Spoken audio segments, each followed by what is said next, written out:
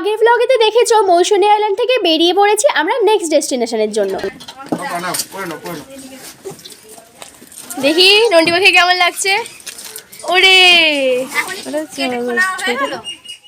ঠিক যেভাবে আমরা গিয়েছিলাম ঠিক সেইভাবেই আমরা টোটো করে চলে এলাম আবার নদীর কাছে। আর নদীতে এসেই আমরা ওই ছোট নৌকাগুলোতে উঠে পড়েছিলাম আর তারপরেই আমরা নদী পার করে ফেলেছিলাম। আর নদী পার করতে তো খুব বেশি সময় লাগলো না, অল্প সময়ের মধ্যেই আমরা পৌঁছে গেলাম আমাদের গাড়ির কাছে।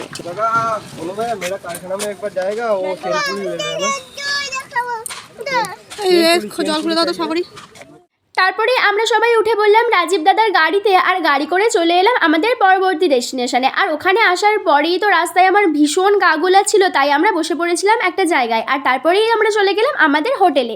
আর এই হোটেলটা তো ভীষণ সুন্দর ছিল, তোমরা দেখতেই পাবে। আর আমাদের রুমের জানলার পিছনেই ছিল একটা সুন্দর পুল। আমি তো গিয়ে থেকেই ভাবছিলাম আমরা কখন যাব, তারপর ফাইনালি আমরা সেখানে চলে গেলাম। হ্যালো এভরিওয়ান, আমরা এখন চলে এসেছি বকখালিতে। আর বকখালির একটা হোটেলে, এই হোটেলটার নাম কি জানো বৌদি? অমরাবতীতে। যাই হোক, আমরাই এলাম 12:30 নাগাদ। এবার আমরা যাব স্নান করতে, চলো ব্লগটা দেখতে থাকো। তারপর তো আমি পুলে নামার জন্য চেঞ্জ করতে যাচ্ছিলাম, ঠিক তখনই আবার রাজীব দাদা চলে এলো। আর রাজীব দাদা এখন এই দুপুর 12টা 12:30টার সময় অর্ডার দিয়েছিল সবার জন্য ফিশ ফিঙ্গার, তাই ভাবলাম একটু খাওয়া দাওয়া করেই যাই। আর ফিশ ফিঙ্গারটা এত টেস্টি ছিল তোমাদের কি বলবো। আর এটা ছিল একদমই অরিজিনাল ভেটকি।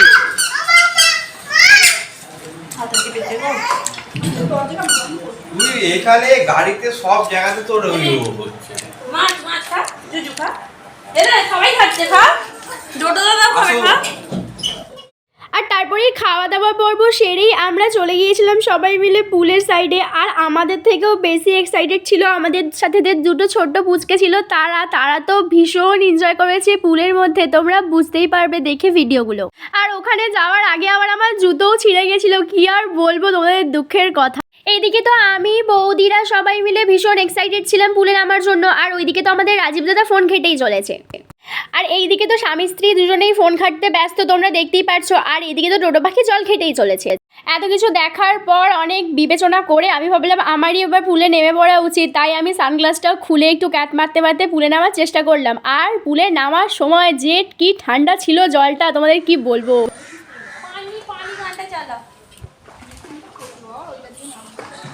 তারপর আমি জলে নামার সাথে সাথেই দেখলাম হুড়মুড়িয়ে সবাই জলে নেমে পড়েছে।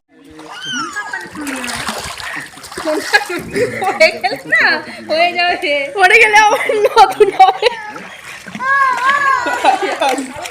ফোনটা পড়ে গেলে নতুন হবে বল। অনেকক্ষণ জলে হুড়োহুড়ি করার পর আমরা চলে এসেছিলাম আমাদের রুমে।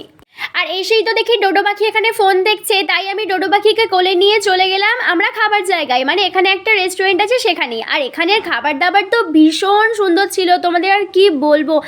আগে যেখানে ছিলাম মানে মৌসুমী আইল্যান্ডে, সেখানে খাবার দাবার তো খুব একটা আমাদের ভালো লাগেনি, তোমাদের ভিডিওতে বলেছি, কিন্তু এখানকার খাবারের কোয়ালিটি ভীষণ ভালো ছিল।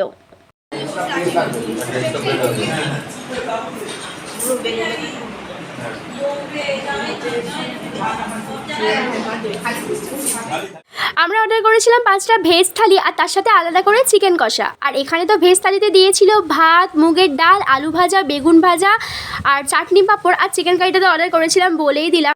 আর এটা ছিল আমাদের ডে 2। এদিনকেও সন্ধ্যাবেলা আমরা বেরিয়েছিলাম ঘুরতে। আর কোথায় বেরিয়েছিলাম সেটা তোমাদের পরের ভিডিওতে অবশ্যই দেখাবো। আর আজকের ভিডিওটা যদি ভালো লাগে একটা লাইক করে দিও আর ফলো করতে ভুলো না।